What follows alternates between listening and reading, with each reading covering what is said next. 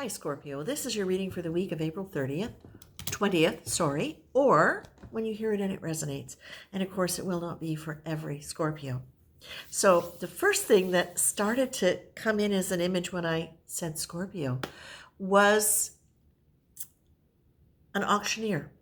And I see you standing up on a podium surrounded by tons of stuff and you're auctioning it off. But the thing is, this is all your stuff you're auctioning off. It's all things that you're ready to let go of. And it feels cramped, like all this is around you. So as I was looking at this and I was asking what's the relevance of this, and I always ask for what is it you want to offer the Scorpio collective spirit that is loving, that is supportive, that is forward moving, and, obviously in their highest interest. And so as I was investigating that image with that understanding of what we were doing, what I felt was this. All of those things around you are not necessarily, although for some they may be, they are not necessarily things. They can be beliefs, they can be attitudes, they can be mechanisms of your mind that you are have been used to doing in an unconscious way, and now you're seeing them there. It's literally like you're getting a chance to clear out from your subconscious.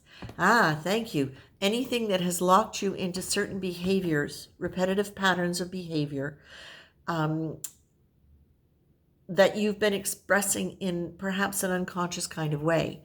It's literally as though these things have been, because I'm seeing it like it's in a basement. So this for me is like, this is foundational stuff that you're getting to shift, and that these things, these items that represent different beliefs and behaviors actually have been compressing you in a way, because as I'm looking at this, it's almost like you feel like you're being swallowed up by these things.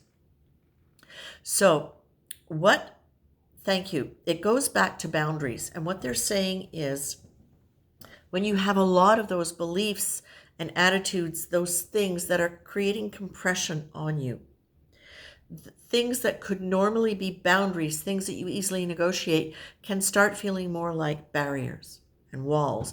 And while you may think you might be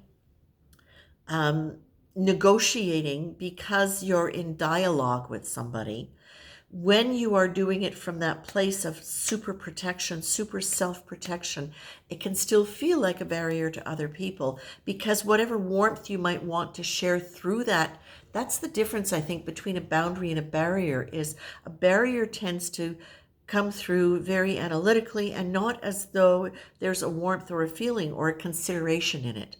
And when it's a boundary, it feels to me as though there's the ability not only to speak clearly and exchange ideas and concepts for the purpose of sharing, negotiating, debating, whatever, that when it's a boundary, there is that sense of humanity behind it, that sense of perhaps warmth, humor, those lighter things that can take a situation and diffuse any sense of defensiveness or offensiveness in it.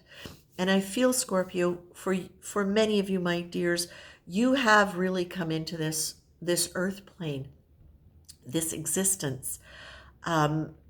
Many of you in situations where it felt really necessary, and often was really necessary, for you to find a way to contain your own energy and your own emotion so that it didn't spill out around you and create more backlash. So part of what I'm getting right now, is that this is part of what you are learning to do now, because what they're showing me is that those defended positions and that quality of energy is not empowered.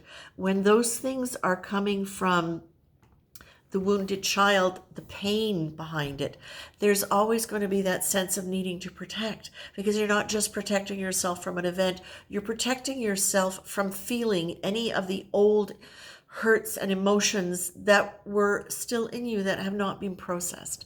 But what you're being told, my dears, is this: you have the power, because the power is, you no longer have to generate the power from your personality. You can, and many of you are really understanding the nature of that power coming from your essential self, which is love. So you are being told, this is you being able to really move out of a false sense of power and strength and safety and into the higher, more evolved version of what that looks like when you are really operating fully in a kinesthetic sense, in a felt sense of that love. Okay? Now, you've also got the card here that says, do it big. And what are they telling you to do it big? Looking at life from a new lens. And I think this is super important. It's obviously important for you right now. I believe it's also important for all of us, because by looking through a new lens, we'll often see what was distorted from the past. Sometimes we have to see what was distorted from the past before we can look through a new lens. But a new day. Today is a new day, Scorpio. Whenever you feel inclined to react to something or someone based on yesterday or before, by first reminding yourself of what happened, stop. Imagine it's all new. This is the first time you meet. This is the first time you investigate or consider any person, event, or function. Think about how you'd feel without the shading of the past. So this is a very literal exercise, but in conjunction with the other cards and the impressions I'm getting, it's really about you now having discovered this power or are in the process of discovering it. And you're being asked to do it in a big way, to really, really let yourself be willing to take on new visions, new stories. But one thing I do wish to say, because I want you really to hear this, is that even though we know it intellectually, even though philosophically, theoretically, we know it, and even though we may feel it at some points, we are in human form, and we are going to be toggling back and forth between the ego and our spiritual self, the spiritual consciousness that we have and that we're growing. And that is happening all around us in those people who wish to live a life in a world with harmony and cooperation and balance and all those good things. Now, the thing is, don't get stuck in when you fall back out of that and you find yourself acting out of old patterns. You're being asked. Oh, now, there was something that I wrote down because it came in all at once and it was bloof. Okay. What they were saying is, when you behave, that's good. That's English. Okay. When you behave in a certain way, there's always a feeling about it. There's always a feeling behind it. You're being asked to check in with what that feeling is in your body and what belief generates that feeling, what's connected to that. And then once you do that, you can ask yourself, is that belief still relevant? Or is this just a habit? Is this just an old piece of furniture that's hanging around that I walk around every time and I don't move it even though I never use it and I don't particularly like it anymore?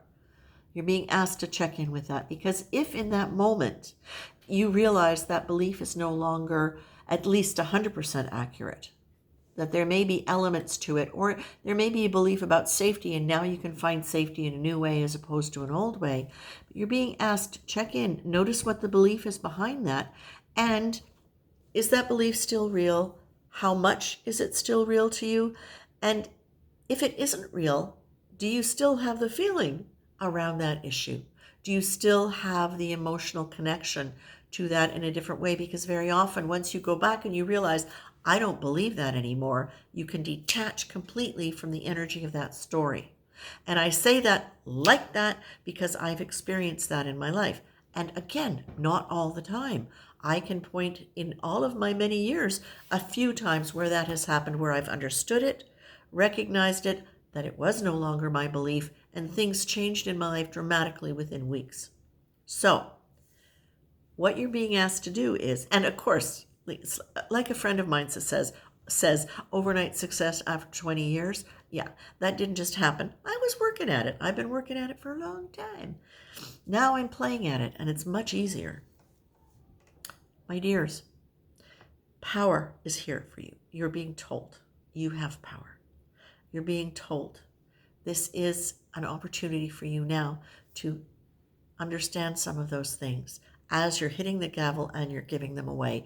It's really clear. And it's almost like, I feel as though for some, okay, fine. For some of you, it's going to be item by item. For others of you, it's going to be, okay, are you taking the whole lot as an auctioneer, right? So, but remember, my dears, you've got the gavel. You're the one who's got the gavel. You're the one who's on the podium. You're the one who's looking at all of this, saying yes or no. And also, please remember something, and this is something that's important too as you're doing this. What they're saying is you're auctioning these off. But the reason you're auctioning them off, taking a chance to look at them, is because they did have value in your life. They may not have value now, but they did. They were valuable to you. So honor them, respect them. It's why you're not just throwing them out in the garbage. You're looking at these things and you're using this as a way to reevaluate things and redirect yourself in something that is more playful. Please play, Scorpio. That is more playful.